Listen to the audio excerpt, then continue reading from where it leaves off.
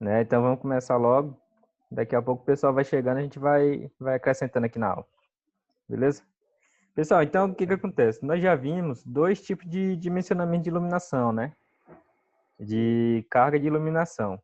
Hoje a gente vai ver a terceira, que ela é mais adequada, né? E ela é mais precisa, assim, pro que a gente quer. Inclusive, ela é utilizada na segurança no trabalho, né? Porque, não sei se vocês sabem, mas quando a gente está tratando de engenharia de segurança no trabalho, até a iluminação do ambiente de trabalho, ele vai influenciar no dia a dia da pessoa, né? A longo prazo. Então, Certeza. então, o que que acontece? Nessa NBR, ela é específica para a parte de iluminação, né? Então, ela vai definir os níveis adequados de iluminação para cada tipo de ambiente, beleza? Tanto para casa como para os outros ambientes, beleza? Beleza. Então, hoje a gente vai ver sobre a NBR 5413, né? Ela dá um pouco mais de trabalho do que as outras, né? Mas vocês vão ver um passo a passo bem simples que eu resumi para vocês, né? Que vai dar para dimensionar essa iluminação a partir dela. Então, o que que acontece? Essa norma ela estabelece os valores de luminância média mínima em serviço para iluminação artificial, né? Que é causada por lâmpadas, em interiores, onde se realizem atividade de comércio, indústria, ensino, esporte, entre outras, né? Até para casas também, beleza? Escritórios, para todo tipo de ambiente. Eu vou passar para vocês, lá na plataforma, essa NBR completa, né? Porque se eu fosse falar dela toda aqui, não ia dar tempo de colocar nem se fosse 10 horas de aula, né? Eita, Porque tem muita coisa. Ela é pequena, mas tem muita planilha, né? detalhe. Muito detalhe. Então, Professor, assim, eu teria que detalhar cada tipo de ambiente, entendeu? entendi. Beleza. Então, a gente precisa entender esse conceito do que é a iluminância, né? Lá na norma, ela tem uma definição que é um pouco avançada, né? Ela é um pouco confusa de entender. Então, eu resumi assim, a iluminância, né, que é o que a gente simboliza pela letra E, ela é a densidade de luz necessária para uma determinada tarefa visual. Ou seja, é a quantidade de luz necessária para você fazer algum tipo de tarefa, né? Como oficina, trabalho em sala de aula, trabalho em escritório, né? Salas e por aí vai. Depósito, por aí vai. Todo tipo de atividade vocês vão ter lá. No final da aula, eu vou mostrar para vocês a tabela que tem nela, né? Ela é uma tabela muito extensa mesmo, que tem todo tipo, basicamente todo tipo de atividades, né? Que você pode estar trabalhando. Então, ou seja, é a quantidade de luz ideal para se realizar uma atividade, beleza? Então, essa iluminância, ela deve ser medida no campo de trabalho. O que seria esse campo de trabalho? Por exemplo, quem trabalha em escritório, o que vai ser o campo de trabalho de quem trabalha no escritório?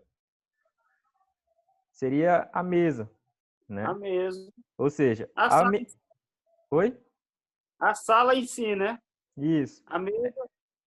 Né? Então, o que acontece? Quando a gente está falando de campo de trabalho, a gente está falando da superfície onde a gente está trabalhando. Né? Quem trabalha em oficina vai ter uma bancada. Né? Quem trabalha em depósito vai ser as prateleiras. Beleza? Beleza. Quem trabalha em clínica, né? Aquele dentista, vai ser aquela cadeira. Né? Beleza. Então, o campo de trabalho é a região onde, para qualquer superfície nela situada, exigem-se condições de iluminância apropriada ao trabalho visual a ser realizado. Não sei se vocês já viram naquelas salas de cirurgia, né? Inclusive, nelas, existe a iluminação normal, né? Aquela iluminaçãozinha no teto, mas existe uma lâmpada específica para ficar em cima do paciente ali durante a operação, né? Então, o que que acontece? Como o médico precisa ter uma visualização muito boa ali de onde ele está trabalhando, né? No caso do corpo do paciente, o que que acontece? A quantidade de luz que ele precisa é muito maior, né? Do que quem vai trabalhar num depósito, por exemplo. Quem trabalha no depósito não precisa de tanto detalhe de iluminação, né? Então, não precisa de uma iluminação muito forte. Já na cirurgia, no dentista, por exemplo, que na própria cadeira ela já tem aquela refletor, né? Que é focalizado para a boca ali do paciente. Ele já precisa ter uma maior quantidade de luz para poder visualizar o campo de trabalho dele. Beleza? Então, por exemplo, no escritório seria a superfície de uma mesa, né? A parte em cima da mesa. Beleza. Aí o que acontece? Quando numa questão que vocês pegarem sobre dimensionamento, se não for definido, né, a altura desse nível de trabalho, a gente vai considerar um plano horizontal, né, de 75 centímetros acima do chão. Ou seja, a altura que a gente vai considerar na hora de calcular vai ser o quê? De 75, né, acima do chão, até a altura do pé direito. Aí vocês lembram lá de desenho técnico, o que é o pé direito? E aí, Jasmine? Olhou para cima? Tô tentando lembrar aqui. Pé direito é aquele lado mais baixo, né? É o quê? Pé direito é aquele lado mais baixo do desenho, né? No caso seria o forro, né? Porque o forro é baseado naquela parte mais baixa do teto, né? Justamente. Né? Então seria o quê? Da altura do forro até o piso, né? Então a gente ia descontar, a gente ia subtrair aí 75 centímetros. Tem um desenho mais na frente que eu vou mostrar para vocês, fica mais fácil de entender. Beleza? Então, ó, tá aqui uma tabela um pouco mais genérica, né? Um pouco mais simplificada do que seria as iluminâncias, né? Por classe de tarefa visual.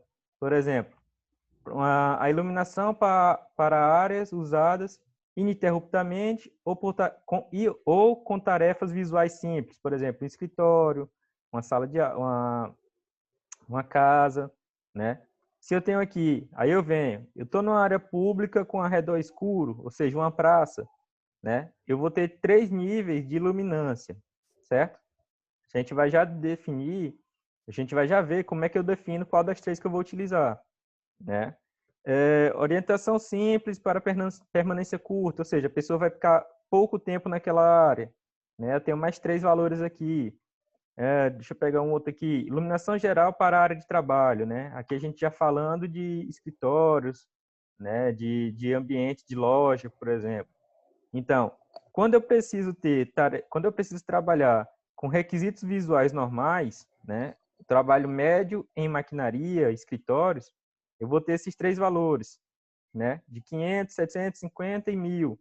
Quanto mais detalhe eu precisar ver no meu trabalho, maior vai ser esse valor, né, que eu vou escolher.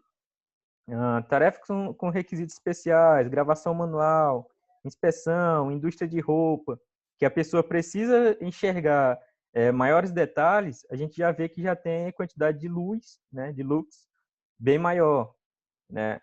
Iluminação adicional para tarefas visuais difíceis, que é o caso lá da cirurgia que eu falei lá para vocês, né? Tá aqui, ó, a quantidade de lux aqui de 10.000 a 20.000. Então, nesses casos aqui, a quantidade de iluminação que eu vou precisar vai ser muito maior, beleza? Então, por aqui, a gente já pode meio que definir, né? Se a gente não encontrar lá na outra tabela, que eu vou mostrar para vocês, se a gente não encontrar exatamente o que a gente quer, a gente já pode utilizar essa tabela aqui, essa primeira tabela, beleza? Aí você vai ver em que tipo de atividade vai se encaixar aquele ambiente que você está dimensionando, beleza? Então, aqui a gente vai ter 3 valores, né? Um, quando eu preciso de menos detalhes, né? Preciso enxergar menos detalhes. E no meio, quando é um valor médio, né? Não é uma coisa que eu preciso de muito detalhe, mas também não é uma coisa que eu não preciso de detalhe nenhum, né? E no último aqui, seria o que eu preciso de mais detalhes. Mas ainda vou mostrar para vocês como é que escolhe cada um desses 3. Vou passar aqui. Aí o que acontece? Nessa NBR, ela ainda diz que essas classes, bem como os tipos de atividade, não são tão rígidos, né, quanto a iluminâncias limites recomendadas. Ou seja, é aquela coisa que eu falei para vocês lá nas aulas passadas. Se a pessoa quiser colocar mais iluminação do que o que mostra aqui na tabela, né, o projetista é quem vai definir, né? O projetista é quem vai escolher. Se ele quiser menos também, ele pode, né? Mas o ideal é o que está sendo calculado por essa tabela, certo? Por essa norma. Tranquilo? Tranquilo. Até agora, beleza, né? Aí aqui, eu peguei alguns trechos, né, lá da NBR, né, 5413. Então, o que acontece? Para auditórios, né, plateia, sala de espera, bilheteria, nós temos aqui os 3 valores, né? O valor mínimo, um valor intermediário e um valor máximo, né? Esse valor aqui eu acho que tá errado. Eu tenho que olhar lá na tabela se isso daqui tá certo, né? Porque do meio... Ou então trocaram a ordem. Eu acho que eles trocaram aqui a ordem na NBR. Né? Por exemplo, para bancos, para atendimento público, né? O menor é 300, o intermediário é 500 e o maior 750, né?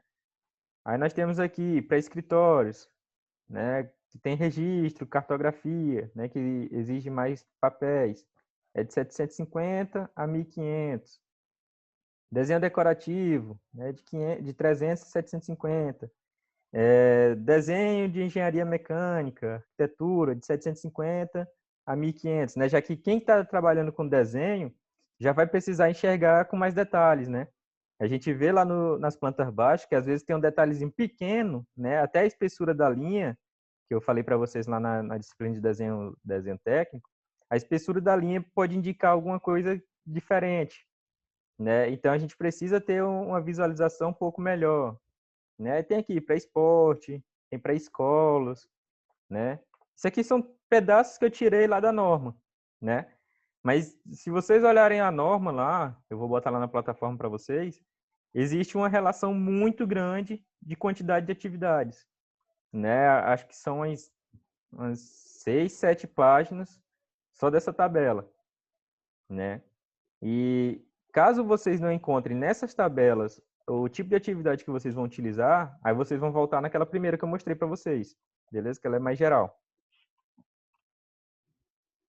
Tranquilo? Beleza. Então, vocês viram lá na tabela que existem 3 níveis de luminância, né? Tem uma menor, né, uma mínima, tem uma intermediária e tem uma maior, né, uma máxima. Então, o que acontece? Como é que eu vou selecionar qual das 3 ali é que eu vou estar utilizando no meu projeto, né? É o que a gente vai ver agora. Então, o que acontece? A gente vai precisar utilizar essa tabela 2, né? Que é essa tabela que eu vou mostrar agora para vocês. Que o uso adequado da iluminância específica é determinado por 3 fatores de acordo com essa tabela 2, né?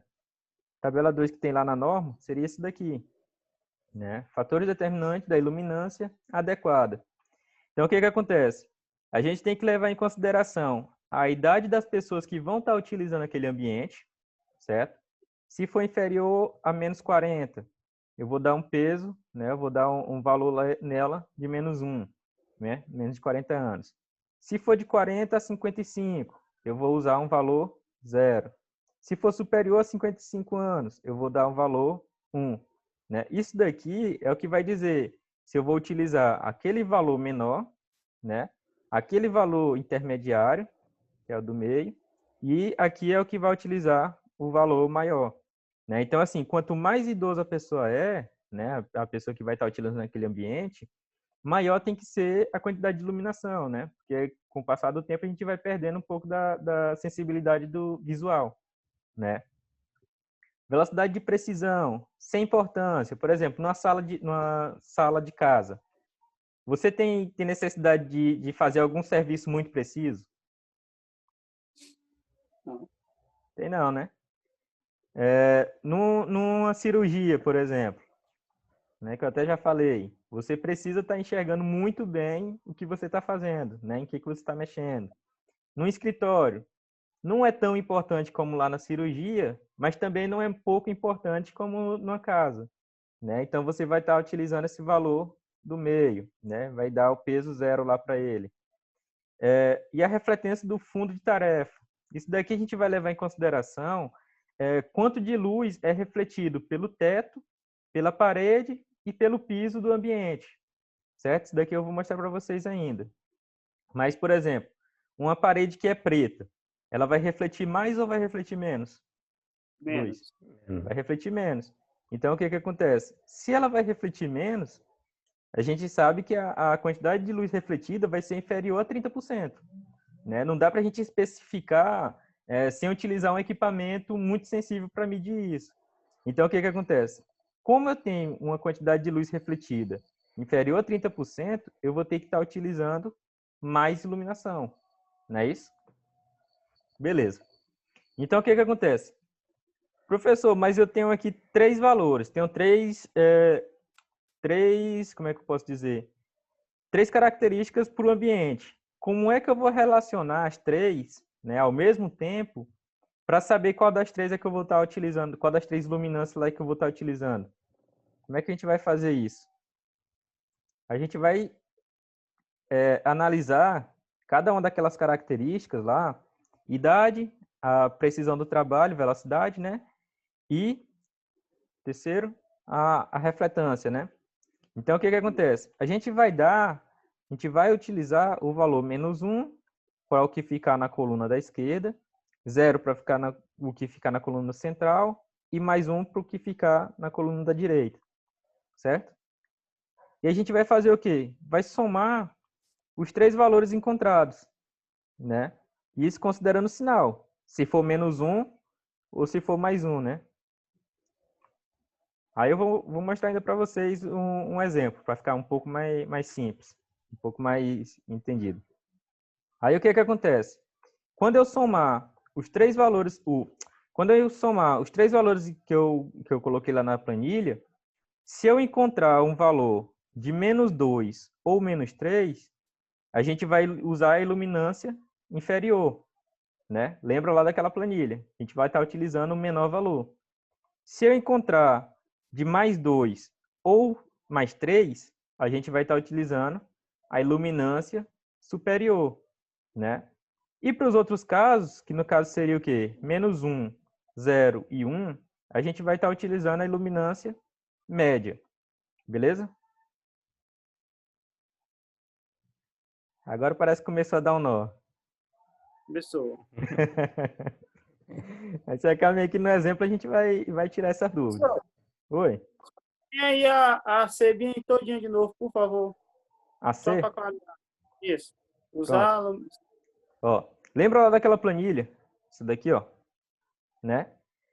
Esse aqui é o valor inferior, né? Esse aqui é o valor médio e esse aqui é o valor máximo. Certo? Certo. Beleza. Por Aí isso que a gente pede para... Professor, rapidinho. Por isso que a gente Vai falar. fica pedindo pelo menos a parte lá do só mandar o link dessas coisas para a gente imprimir para acompanhar melhor, entendeu? Porque tipo, só tá no slide 10, por exemplo, aí. Aí a planilha, não, lembra daquela planilha e volta pro slide 2, entendeu? Pronto, Se só puder, sei lá, só uma pois sugestão. A partir da próxima Não, só uma aula sugestão pro eu vou senhor. começar a Não, mandar. só uma sugestão para o senhor. Por exemplo, Entendi. essa planilha aí é uma coisa principal que o senhor vai ficar sempre resgatando. Sim, Aí sim. não, galera, eu vou mandar aqui o slide. Aí quem quiser imprimir, beleza. Mas é o seguinte, eu vou usar para essa aula principal, caso não possam tirar todas, imprimir todas, Pelo menos as o planilhas. slide tal, disso aqui, isso aqui, porque a gente fica com o slide na mão, fica mais fácil até para você explicar, entendeu? Tranquilo. Pra Beleza. não ficar voltando, é só um sugestão mesmo aí, eu só ver qual é a melhor forma possível. Entendi. Foi a partir de segunda-feira eu vou fazer isso. Antes de começar a aula, eu vou... Mas tem que mandar você vai imprimir, Pois é isso que eu tô dizendo. pois é, ó, sugestão, Né? porque fica até melhor pra gente, pra evitar, Mas é bom- evitar também, até atrapalhar a própria aula, que ele tá no raciocínio mais na frente, vai ter que voltar. Como tem um intervalo de um dia entre uma aula e outra, eu mando no dia anterior da aula. Aí dá certo. Pronto, melhor ainda, vai dar certinho, professor. Pronto. Gostei da ideia do Neto. Beleza. Não, foi boa essa daí. Então, o Eu não que sou só baterista bom não, filho. É dos bons, rapaz. Então, Jasmine, como eu falei, né? Então, o que acontece? Se quando a gente somar os 3 valores lá, né? Se eu encontrar um valor -2 ou -3, a gente vai utilizar a iluminância inferior, né? Que é aquele primeiro valor. Se eu Tá. encontrar mais Entendi. 2 ou mais 3, a gente vai utilizar o maior valor, né? É a iluminância superior. E se eu encontrar mais 1, 0 ou menos 1, a gente vai estar utilizando a iluminância média. Agora Clareou entendi. agora? Entendi. Beleza. Prossiga. Quando a gente for fazer o exemplo, aí vai ficar mais fácil de entender. Beleza. Aí o que acontece? Com essa fórmula aqui, é que a gente vai calcular a quantidade de luminárias, né, que a gente vai estar utilizando no ambiente. O professor aí começou a bagunçar o negócio. Aí a bagunçou e foi muito, né? Mas vocês vão ver que a gente vai calcular um por um, aí depois só vai juntar tudo e jogar nessa fórmula. Beleza? Então, o que acontece? Lembra lá que a gente calculava primeiro a área do ambiente, para depois calcular a quantidade de lâmpadas, né? Vai ser bem parecido com aquilo lá, né? Só vai dar um pouquinho mais de trabalho, mas vai ser bem parecido. Eu vou mostrar passo a passo e vai ficar fácil de vocês entenderem. Aí o que acontece? A quantidade de lâmpadas, que é o N, né? Vai ser igual à iluminância desejada. Essa iluminância desejada aqui vai ser essa que a gente escolheu lá da planilha, da tabela, certo? Que esse valor é aqui, ó, que ele é dado em lux, né? A em metros quadrados vai ser o quê? A área do ambiente, né? É a área do ambiente. Esse φ, né, que é dado em lumens, vai ser o fluxo luminoso da luminária, né? Ou seja, vai ser quanto de luz que a luminária emite, certo? Isso daqui a gente vai encontrar onde?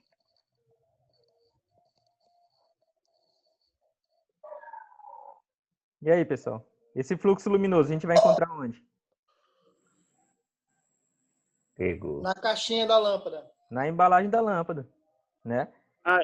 Então, o que acontece? O fluxo luminoso, ele vai depender do modelo da lâmpada, né? Então, cada lâmpada, se vocês olharem lá na embalagem dela, tem lá fluxo luminoso, 3.200 lumens, 1.200 lumens, né? Por aí vai depender da lâmpada que você vai estar utilizando. Então, né? os detalhes que a gente deixa para trás, aí agora faz falta, né, professor? Justamente. Quando eu compro uma lâmpada, eu só olho para a potência dela. Pois Tá é. potente. Né? Então, assim, a gente olha pela potência porque a gente já tem mais ou menos uma noção de quanto que ela vai clarear. Não é isso, Vicente?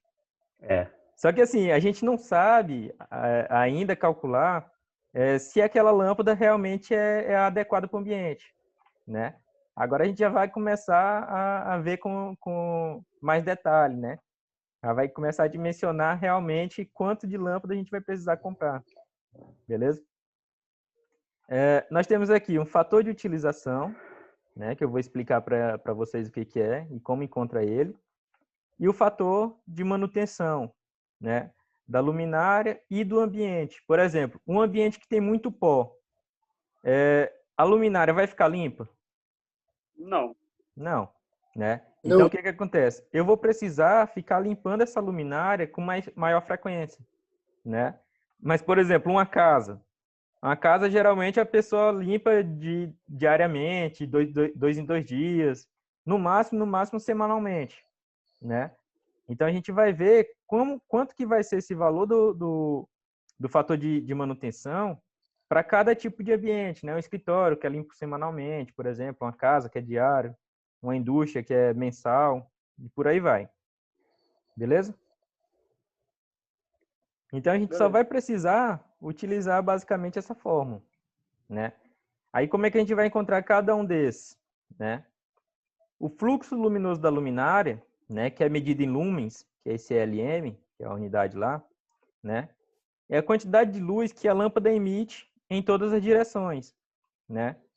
Então, é isso daqui que a gente utiliza para saber se uma lâmpada é forte ou se a lâmpada é fraca, né? Como o senhor Vicente falou, geralmente a gente só olha a potência dela, se é de 35 watts, se é de 20 watts, né? A gente já tem mais ou menos uma noção se ela vai clarear mais ou se vai clarear menos, né? Aí o que acontece? Onde que a gente vai ver isso? Naquelas naquelas informações pequenas que tem na caixa da luminária, ou na caixa da lâmpada, né? Então, ó, se vocês observarem aqui, nas especificações técnicas da lâmpada, nós vamos ter a potência dela, né? Nesse caso aqui 30 watts, a tensão, que nesse caso aqui era uma lâmpada de 127, temperatura de cor, e nós temos aqui, ó, fluxo luminoso, né? Que nesse caso, 1701 lumens, beleza? Aí tem mais coisas aqui, eficiência luminosa, IRC, fator de potência. Lembra do fator de potência que eu falei da aula passada? Ó? É dado aqui, né? O tipo de bulbo, a corrente nominal dela, a frequência, por aí vai. Beleza? Até a vida mediana dela, quanto tempo que ela dura, né? De quanto em quanto tempo eu preciso, né? De quanto tempo eu preciso trocar ela, porque ela perde eficiência, né? Então, todas essas informações nas lâmpadas... Oi? Essa vida média de 6.000 horas, como é que ela é medida? É 6.000 horas ligada. Consecutivamente ligada? Isso. Ou 6.000 pulsos cada vez que ela é ligada? Não, 6.000 horas. Pulso, geralmente, a gente considera nos acionadores, né? No interruptor, no disjuntor. Entendeu? Entendi. Então, ela consegue ficar ligada 6.000 horas, mantendo essas condições aqui, né? Principalmente de fluxo luminoso e eficiência luminosa. Porque, com o tempo, ela vai perdendo eficiência. Né? Ela vai diminuindo a eficiência dela. Beleza? Professor, eu botei uma lâmpada fluorescente com um reator convencional aqui em casa. No dia que um dos meus meninos nasceu.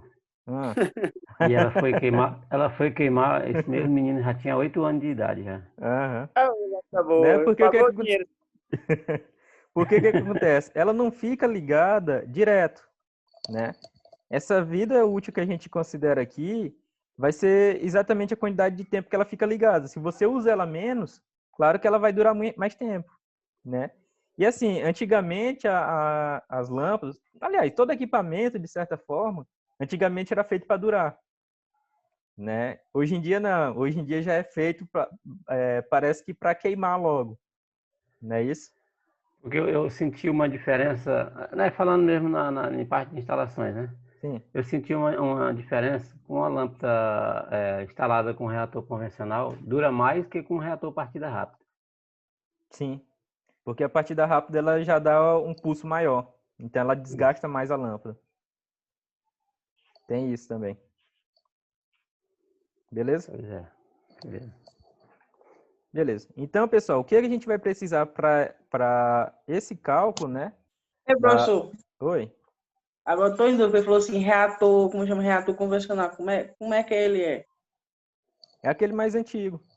Porque tem agora o de partida rápida, mas ele tem outro nome. Acho que é eletrônico, né, Suficiente? Reator eletrônico.